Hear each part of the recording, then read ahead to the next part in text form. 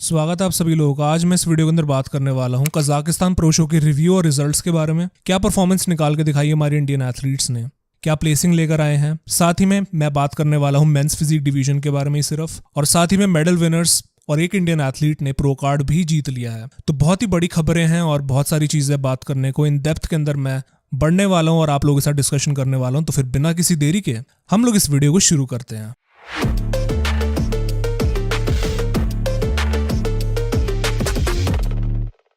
Alright, so hello Insiders, मेरा नाम है असीम और आप लोग देख रहे हो बॉडी बिल्डिंग इनसाइडर। बढ़ते हैं हम लोग इस वीडियो की सबसे पहली चीज की तरफ, जो कि है रिजल्ट और प्लेसिंग। जो हमारे मेंस फिजिक का रिजल्ट निकल कर आया वो कुछ इस तरीके से है। फोर्थ प्लेसिंग यहाँ पर लेकर आते हैं अमित आगरे। अनिक घोष यहाँ पर आते हैं थर्ड प्लेसिंग पे। सेकंड प्लेसिंग और रनर अप बन जाते हैं इस कॉन्टेस्ट के उमेर बहामिद, और फर्स्ट प्लेसिंग और विजेता बन जाते हैं इस कजाकिस्तान प्रो शो के और ओलंपिया क्वालिफायर के इमाइल वॉकर।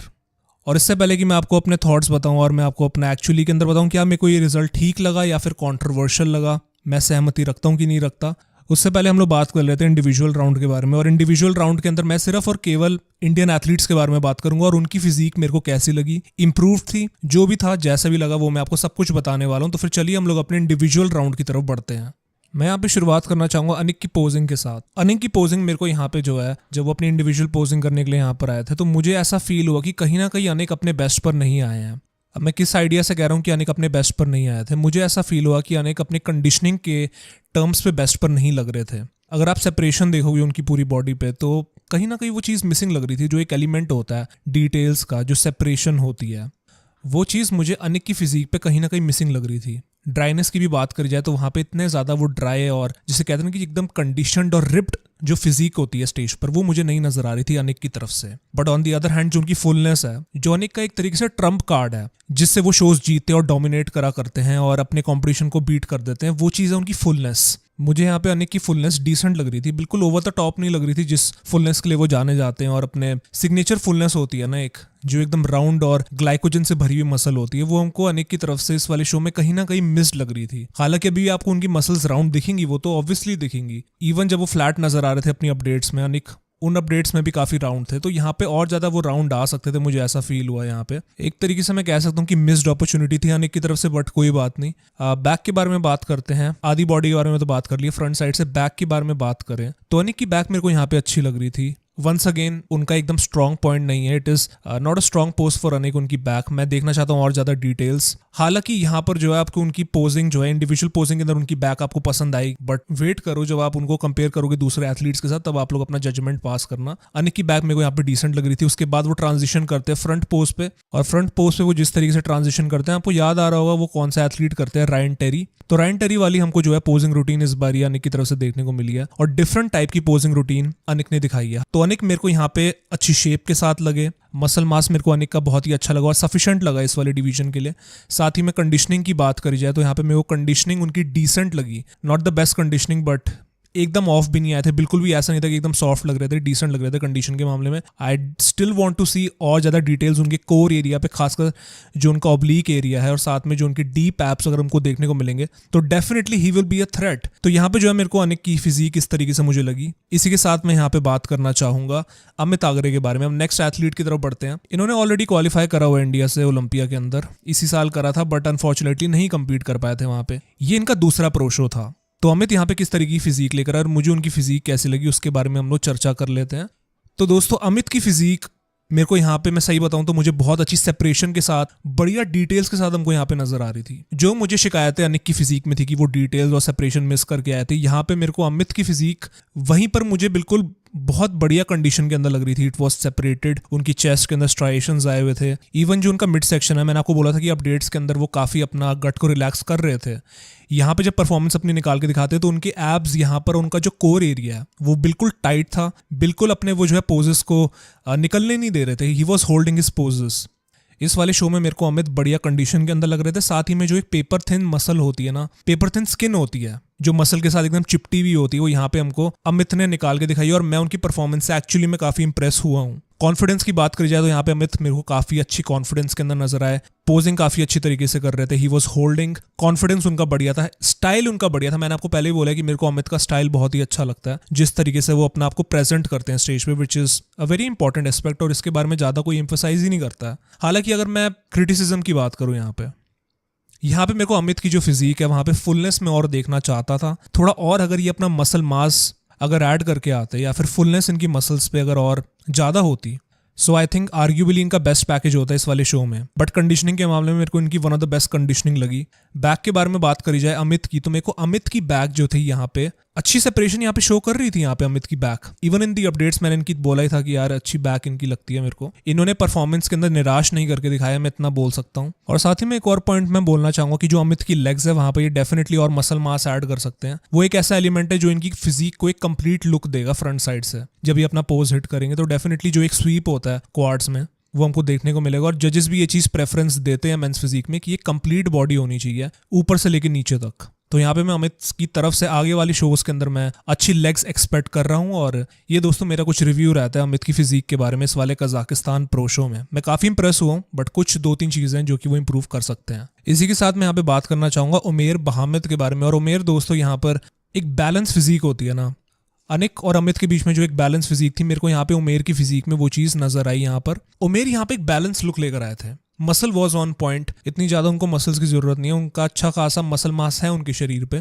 बट अगेन उनकी जो कंडीशनिंग थी यहाँ पे मेरे को वो अच्छी लग रही थी। It was a good package.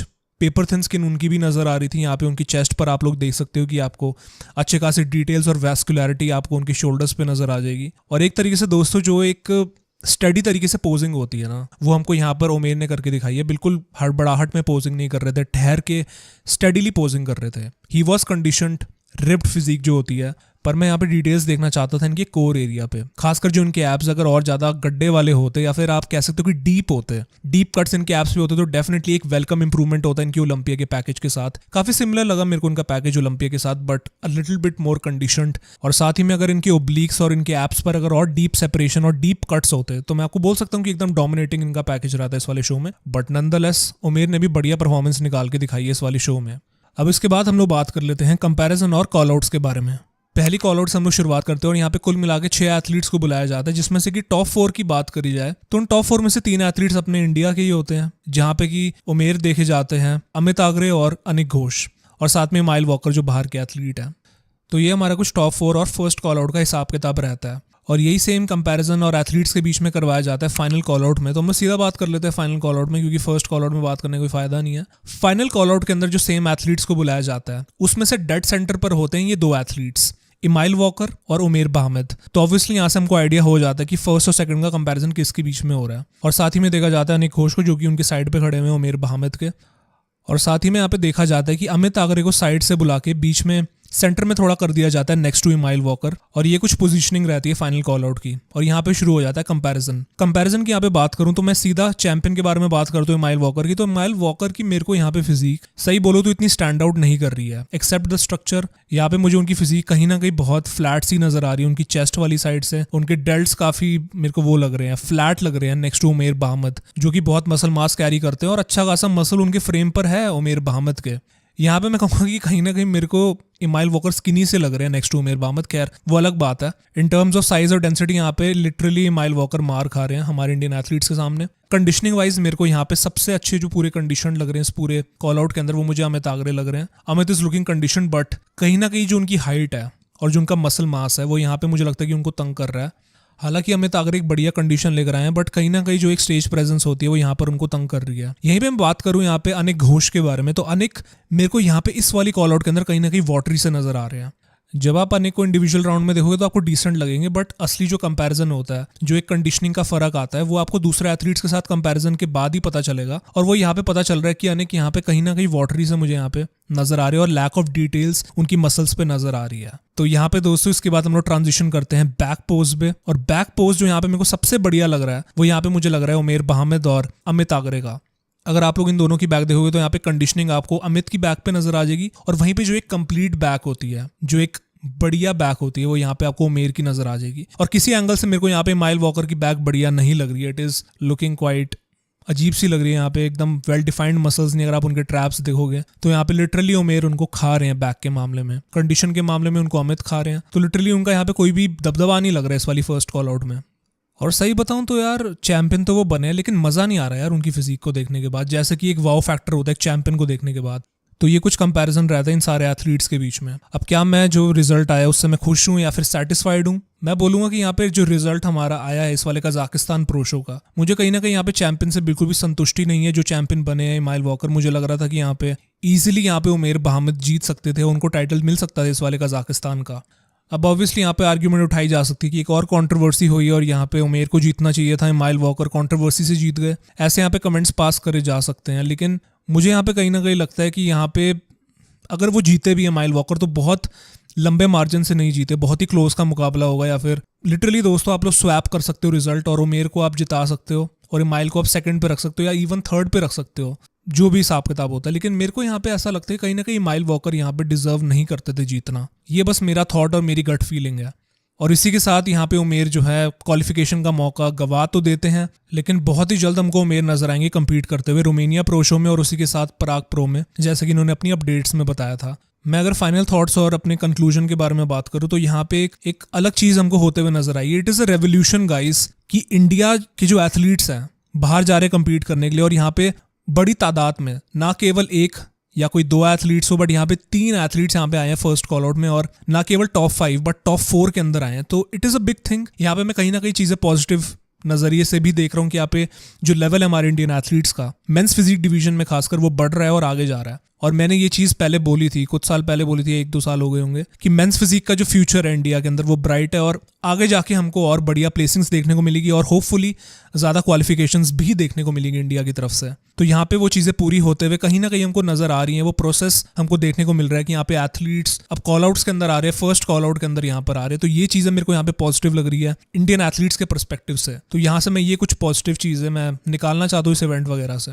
और अभी हम लोग नेक्स्ट बात कर लेते हैं, क्योंकि अभी इवेंट हमारा खत्म नहीं हुआ है, क्योंकि अब मैं बात करने वाला हूँ, यहाँ पे मैं बात करना चाहूँगा प्रो कार्ड विनर्स के बारे में। और प्रो कार्ड विनर जो हमारे इंडिया से रहे हैं मेंस फिजिक डिवीजन में, दोस्तों इनका नाम है सैंडी साहू। और ये अगर आप इनको इंस्टाग्राम पे देखना चाहते हो तो ये shredded_cookie monster_ उससे जाने जाते हैं। बड़ा कॉम्प्लिकेटेड यूजर नेम है यार इनका। तो दोस्तों मैं आपको ये बताना चाहता हूँ कि कजाकिस्तान के प्रो क्वालिफायर्स में इन्होंने अपना प्रो कार्ड हासिल करा है।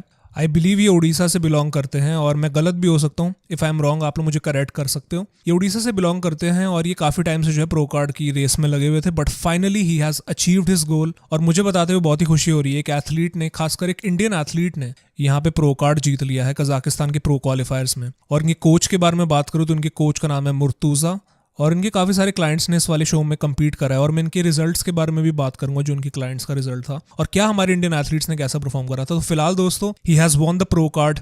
Many congratulations to Sunny Sahu. मैं कहना चाहूंगा दोस्तों, अगर आप इनको फॉलो करना चाहते हो shredded_cookie_monster पे जाइए और फॉलो करिए, इससे पहले अपना यूजर नेम चेंज कर ले भाई। तो भाई ये था दोस्तों कुछ हमारा एक खुशखबरी वाला रिजल्ट, जहाँ पे कि एक हमारा इंडियन एथलीट बाहर जाके खेलता और जीत जाता है प्रो कार्ड। तो एक वेलकम चेंज भी लगा कि इंडिया से बाहर भी एथलीट को प्रो कार्ड मिला है। नेक्स्ट मैं यहाँ पे बात करना चाहूंगा मेडल विनर्स के बारे में, और यहाँ पे सिल्वर मेडल जीत जाते हैं मेंस फिजिक डिवीजन में अपनी क्लास में shredded जगदीश, और ये भी कोच मुर्तुज़ा के स्टूडेंट है और यहाँ पे सिल्वर मेडल हासिल कर लेता है। तो many congratulations to him as well. Pro qualifiers class B में इनका सिल्वर मेडल आता है, तो बढ़िया बात है कि भाई को सिल्वर मेडल मिला है। और अगर ये गोल्ड मेडल जीत जाते तो फिर और खुशी की बात होती, फिर ये चले जाते प्रो कार्ड के राउंड में कम्पीट करने के लिए और फिर बढ़िया रहता। लेकिन यहाँ पे सिल्वर मेडल जीत जाते हैं, तो once again congratulations to him. इसके बाद यहाँ पे आता है हमारा ब्रॉन्ज मेडल इंडिया को मिलता है मेंस फिजिक डिवीजन में, और इन एथलीट का नाम है अरविंदन शिवा। और ये जो एथलीट है दोस्तों, ये ब्रॉन्ज मेडल जीत जाते हैं प्रो क्वालिफायर्स में। कोच इनकी भी मुर्तुज़ा है और बहुत ही इन्होंने बढ़िया परफॉर्मेंस निकाल के दिखाई है, and many congratulations to him as well. इसके बाद मैं यहाँ पे बात करना चाहूंगा हसीब खान के बारे में। और हसीब खान ने दोस्तों जस्ट एक दिन पहले अपने प्रो क्वालिफायर वाले कंपटीशन से एक वीडियो डाली थी अपने इंस्टाग्राम पे, जहाँ पे वो इस वीडियो में बताते हैं कि वो प्रो क्वालिफायर अगले दिन का नहीं खेलने वाले। वो क्यों नहीं खेलने वाले, इसका रीजन वो ये बताते हैं कि उनको एनपीसी का जो रीजनल शो था उन्होंने वो नहीं कम्पीट करा था इंडिया में, जिस कारण की वजह से उनको इजाजत नहीं मिली थी कम्पीट करने के लिए प्रो क्वालिफायर में दूसरी कंट्री में। ऑब्वियसली दोस्तों एक स्टेप होता है जब आप प्रो क्वालिफायर्स में कम्पीट करते हो, उससे पहले आपको एनपीसी में कम्पीट करना पड़ता है, जो रीजनल शो होते हैं। अपनी कंट्री की किसी भी रीजनल शो में आप कम्पीट कर सकते हो, जैसे कि एनपीसी दिल्ली, हरियाणा या फिर एनपीसी पंजाब हो गया, किसी भी आप शो में कम्पीट करके आपको बाहर इजाजत मिल सकती है कम्पीट करने की, बट यहाँ पे उन्होंने मिस कर दिया था, तो इस कारण की वजह से उनको नहीं इजाजत मिली। हसीब दोस्तों बहुत ही मेहनत करके गए थे, ऑब्वियस सी बात है, तो काफ़ी डिसहार्टनिंग लगा कि वो कम्पीट करने के लिए गए थे, अच्छी फॉर्म में भी थे, बट वो नहीं कम्पीट कर पाए थे प्रो क्वालिफायर्स में। और साथ ही में मैं आपको भी बताना चाहता हूँ कि अगर आपका कोई भी एथलीट है या फिर किसी को आप जानते हो जो कि कम्पीट करता है प्रो क्वालिफायर्स में, तो इट्स बेटर कि आप लोग सेफ लेके चलो और आप लोग एनपीसी रीजनल शोज कम्पीट करिए। और इस सिचुएशन को पहले की सिचुएशन से कंपेयर करो तो आप ज़्यादा सीरियस हो गए और ज़्यादा स्ट्रिक्ट हो चुके हैं एथलीट्स के प्रति, जैसे कि हम लोग हसीब की सिचुएशन से हम लोग सीख सकते हैं। तो पहले इतना सीरियस नहीं होता था और इतना रिलैक्सेशन मिल जाती थी एथलीट्स को, अगर वो लोग ना भी कम्पीट करें एनपीसी में तो वो लोग प्रो क्वालिफायर्स में कम्पीट कर ही लेते थे। बट अब थोड़ा स्ट्रिक्ट हो चुके हैं रूल्स, तो यही रेकमेंड मैं करूंगा एथलीट्स को जो आने वाले हैं कि आप लोग एनपीसी में कम्पीट करिए और तभी आप लोग बाहर के शोज में कम्पीट कर सकते हो जो प्रो क्वालिफायर्स हैं। यहाँ पे दोस्तों फिर वो कम्पीट करते हैं, जो नॉविस कैटेगरी होती है वहाँ पे ये बताते हैं कि उन्होंने कम्पीट करा और यहाँ पे वो सिल्वर मेडल जीत जाते हैं। तो हसीब खान प्रो क्वालिफायर्स में नहीं कम्पीट कर पाए, बट नॉविस कैटेगरी के अंदर जो है सिल्वर मेडल लेकर आते हैं। सो कम्पीट तो वो करके आए हैं, तो फिर many congratulations to him as well. और साथ ही में इस वीडियो को खत्म करने से पहले मैं आपको दो चीज़ें बताना चाहता हूँ यहाँ पे, कि यहाँ पे प्रो डेब्यू होता है कजाकिस्तान प्रो शो में मेंस फिजिक डिवीजन में प्रतीक तालुकदर का, जो कि इंडिया से बिलोंग करते हैं बट यूएई को रिप्रेजेंट कर रहे थे वहाँ पे, और इस वाले शो में इनका प्रो डेब्यू होता है। फिजिक के बारे में बात करी जाए तो इतना ज़्यादा साइज नहीं लेकर आ पाए थे, ऑब्वियसली इनका प्रो डेब्यू था तो इतना ज़्यादा क्रिटिसाइज करने का भी सेंस नहीं बनता है, बट मैं इतना ही उम्मीद करूंगा कि अपने आगे आने वाले शोज़ के अंदर और इंप्रूवमेंट लेकर आएंगे, जैसे कि ये लेकर आ रहे हैं, हर साल अपनी कोई ना कोई इंप्रूवमेंट करके दिखा रहे हैं। तो best of luck to him. इसके बाद मैं यहाँ पे बात करना चाहता हूँ एशली कल्टवासर के बारे में, जो कि बिकिनी डिवीजन के अंदर यहाँ पे अपना 50वां प्रो टाइटल जीत जाती है IFBB का। तो एक बहुत ही बड़ा अचीवमेंट है कि एक एथलीट यहाँ पे 50 टाइटल जीत जाती हैं। और एक्चुअली में जो एक वर्ड होता है ना प्रोफेशनल या प्रो, उसको डिफाइन करती हैं ये, तो एक बड़ी अचीवमेंट है। तो मैनी कॉन्ग्रेचुलेशंस टू एशली कल्टवासर। और बस दोस्तों ये था कुछ आज की वीडियो के लिए, और ये कुछ था रिजल्ट और रिव्यू कजाकिस्तान प्रो शो का। आप लोगों को कैसा लगा? जो भी आप लोगों को लगा लाइक कमेंट शेयर। साथ ही में दोस्तों अपडेट वीडियो के लिए आप लोग स्टे ट्यून्ड रहिए, बिकॉज और भी सारे हमारी अपडेट्स आने वाली है और कॉन्टेस्ट आने वाले हैं, तो फिर बने रहिए। मैं आप सभी लोगों को मिलता हूँ अगली वीडियो के साथ, तब तक के लिए अपना ख्याल रखिए। Till then take care and bye bye.